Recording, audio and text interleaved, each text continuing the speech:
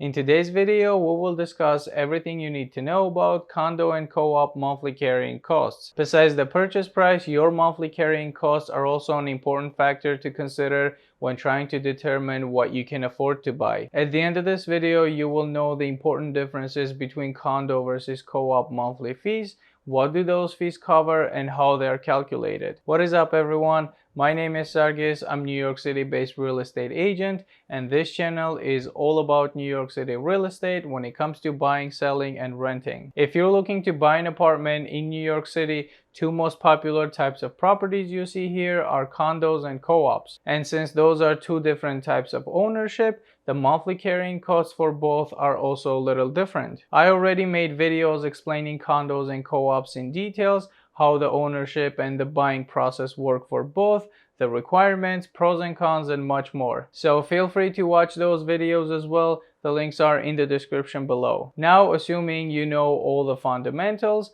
let's start with condos. When you buy an apartment in a condo building, you own your individual apartment plus a percentage of all the common elements of the building, such as the hallways, stairways, doors, elevators, amenities, and so on. And if you have ever lived in a residential building, you know that besides your apartment, there are also multiple other apartments in the same building. Depending on the size of the building, it can have 2 apartments, 3, 4, 5, 6, 7, 8, 9, 10, 11, 12, 13, 14, 15, 16, 17. Okay, I'm not gonna count every single number. Even 18, 19, 20, 21, 22, 23, 24, 25, 26. Alright, that's enough. So it doesn't matter if the building has a few apartments or a few hundred apartments, the building itself needs a budget in order to operate. And this budget is what every apartment owner pays every month. The monthly fees for condos are called common charges, also known as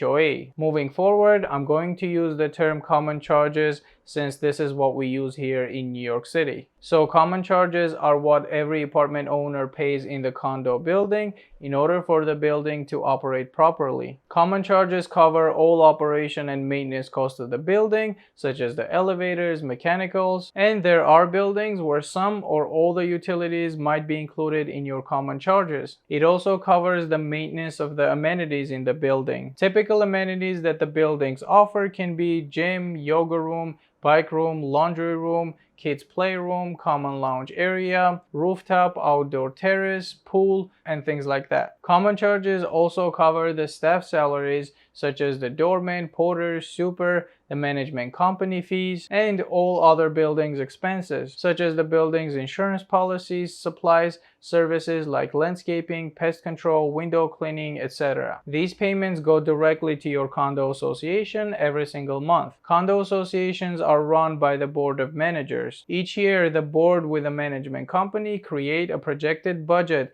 for all the building's maintenance and operation costs for that year. The budget will also include a portion that will be contributed to the building's reserve funds every month. The reserve funds are usually used for an emergency repairs or to cover any planned maintenance costs. So the building's operating and maintenance budget will be paid collectively by the unit owners every month. And the bill for each apartment depends on the percentage of common interest that apartment has. So to get each apartment's common charges bill, the total cost is multiplied by the percentage each apartment has in the common elements. As an example, let's say we have a typical condo building in New York City. The total cost for this building to operate properly and have emergency reserves is $700,000 this year. If your apartment has 3% ownership in common elements, this means that your portion of the common charges will be $21,000 per year, which is $1,750 per month. The percentage of ownership each apartment has in the common elements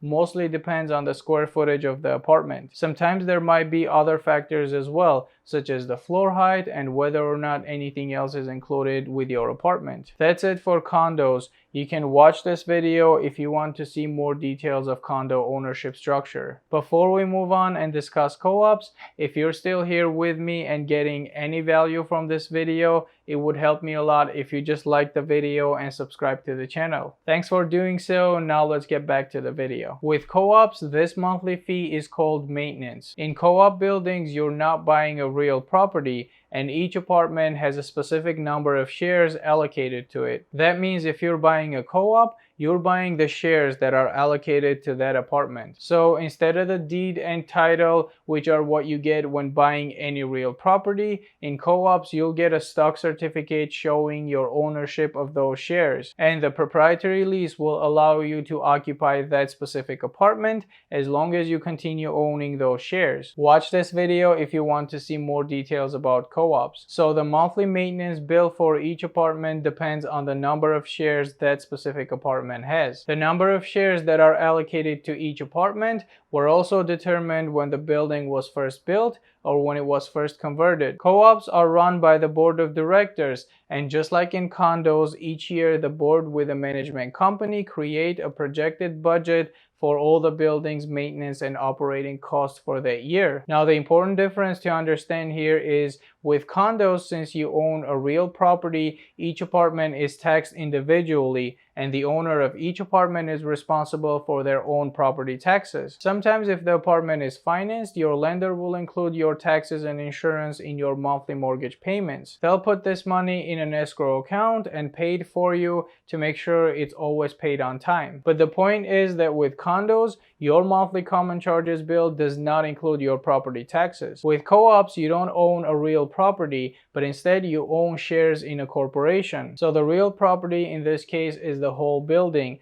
and the cooperative corporation itself is responsible for paying the real estate taxes for the entire building. So with co-ops, the maintenance bill not only covers the operation and maintenance of the building, amenities, staff salary, and for some buildings even utilities, but it also covers your portion of the real estate taxes. And a lot of co-ops might have an underlying mortgage, so this is also included in your monthly maintenance bill. We're not going to get into the details of underlying mortgage since this itself is another video. But it's important for you not to confuse the underlying mortgage with the mortgage that you borrow as a buyer to finance your apartment. So the simplest way to explain the concept of underlying mortgage is this is a loan taken out by the co-op to finance the purchase of the land and the building it occupies. Some co-ops have paid off their underlying mortgage, and some of them still have this, and the monthly maintenance of each apartment also covers the underlying mortgage of the building. When you borrow from your bank to finance your co-op apartment purchase,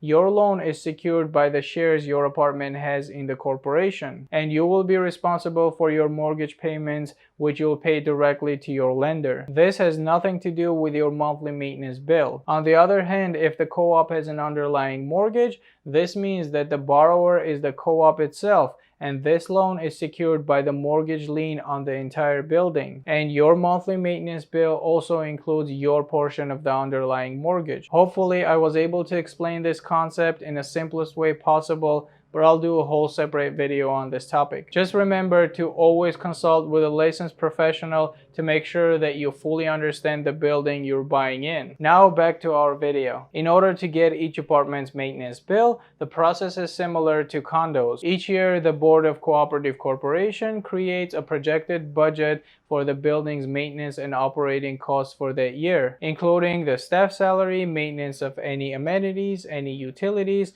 real estate taxes, underlying mortgage payments, reserve funds, and so on. First, the total operating cost is divided by the total number of shares Cooperative Corporation has. After we have a dollar amount for each share, the number of shares that specific apartment has is multiplied by the cost of each share. Let's take a look at the example. Now, let's assume we have a typical co-op building in New York City. The total number of shares are, let's say, 14,000, and the building needs $700,000 per year to operate properly. This means that the maintenance would be $50 per share. As an example, let's say your apartment has 450 shares.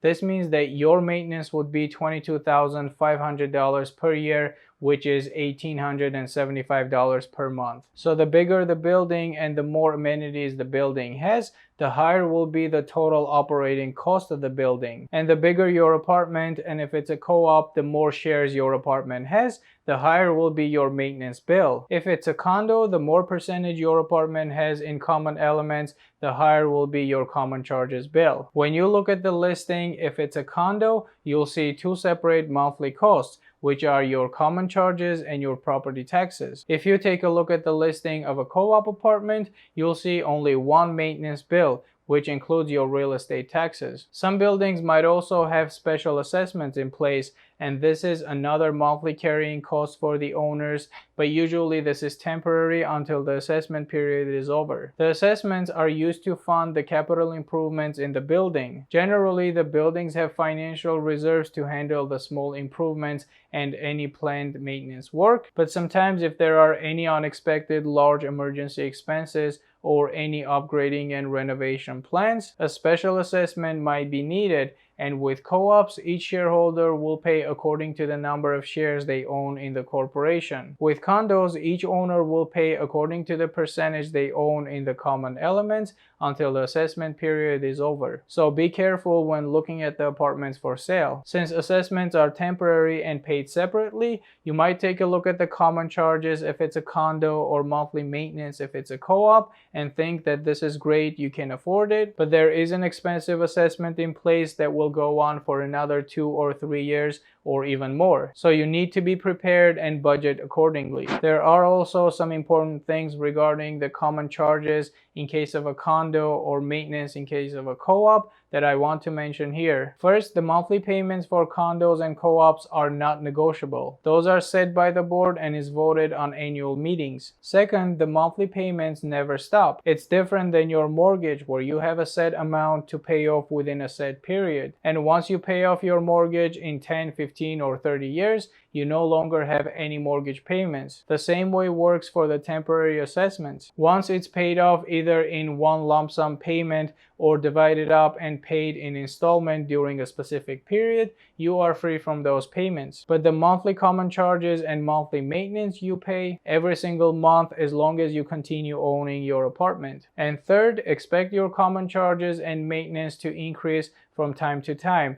This is due to an inflation, rising cost of goods and services, and taxes. How much of an increase you'll have and how often depends on the building itself, how financially sound that specific building is, and how much reserves the building has. So always do your due diligence. The history of increases of common charges and maintenance in the past years can give you a good understanding on what to expect in the future. That's it for today's video. Hopefully this video helped you to understand the concept of your monthly payments when buying a condo or a co-op apartment here in New York City. And all I ask in return is to like this video and subscribe to the channel for more real estate videos like this. You can always reach out to me directly using my email in the description of this video if you need any help with your buying, selling, or renting process here in New York City, or if you just have questions regarding New York City real estate. And lastly, you can click the video you see on your screen if you want to know how much money you need to buy an apartment in New York City and what are the buyer closing costs. Thanks for watching. Until next time.